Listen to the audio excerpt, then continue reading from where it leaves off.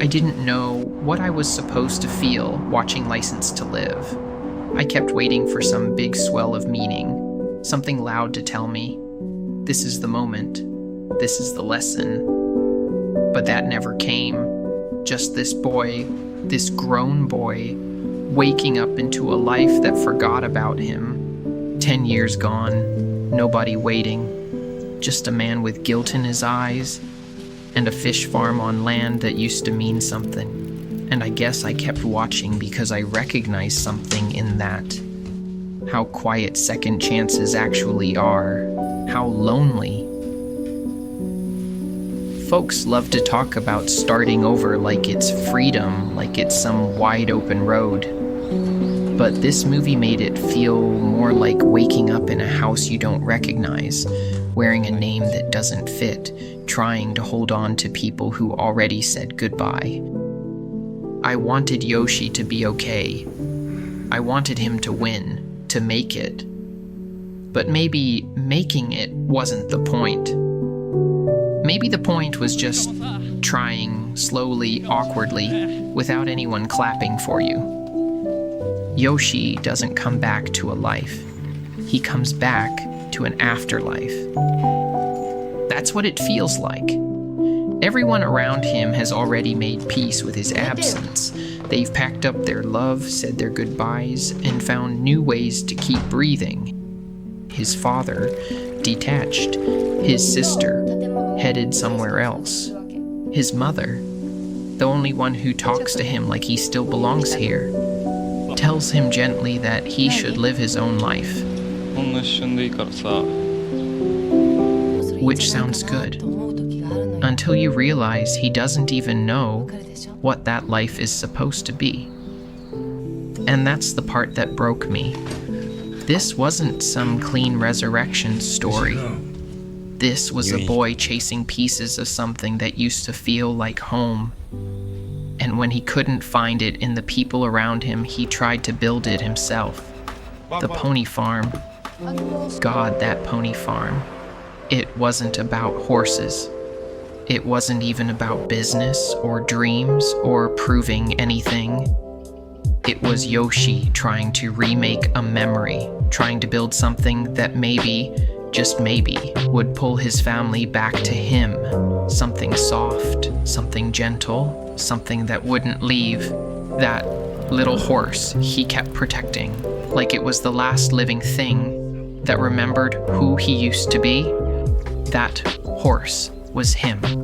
Fragile, unsure, lost in a world too loud, and still trying, still standing. He fought for it like it mattered more than anything, and maybe it did.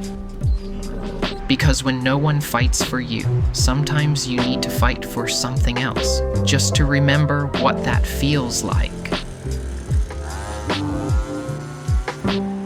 One night, the man who put Yoshi in a coma shows up again, older now, worn down by guilt, and years that haven't been kind.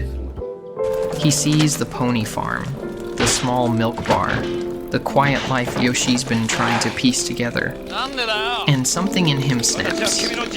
He says it straight. It should be 50-50. Why do you get to live like this while I rot? Like pain is a debt that has to be split evenly. Like Yoshi owed him misery too. Then he starts wrecking everything, tearing down the fence, kicking over signs, chasing off the horses. Yoshi tries to stop him at first, but then he just stands there, and you can see it. He's not angry. He's not even surprised. It's like he finally understands that the farm was never going to fix anything. It wasn't really about horses or milk or business. It was about holding on to one last piece of something soft. And now that it's gone, he's not broken, just quietly letting go. He destroys it all, the whole damn farm, because childhood already left. Because trying to fix the past doesn't mean the past comes back. Yoshi dies near the end, quietly, randomly, a freak accident, just gone, but not empty. He dies with Fujimori by his side, the one person who didn't leave, the one who came back, and maybe that's what made it bearable. He didn't get everything, but he wasn't alone. The quietest line in the whole film was the one that stuck the loudest. Did I really exist? ちゃんと存在した。 I don't know how to explain how hard that line hit. That's not a question you ask out loud unless you've been sitting with it for a while. Unless you've looked around at people moving on without you. Unless you've built things with your own hands, just to feel like you're here, like you count. I've asked that question, not out loud, but in the silence that comes when everything else stops moving. And I think that's what the film's really about.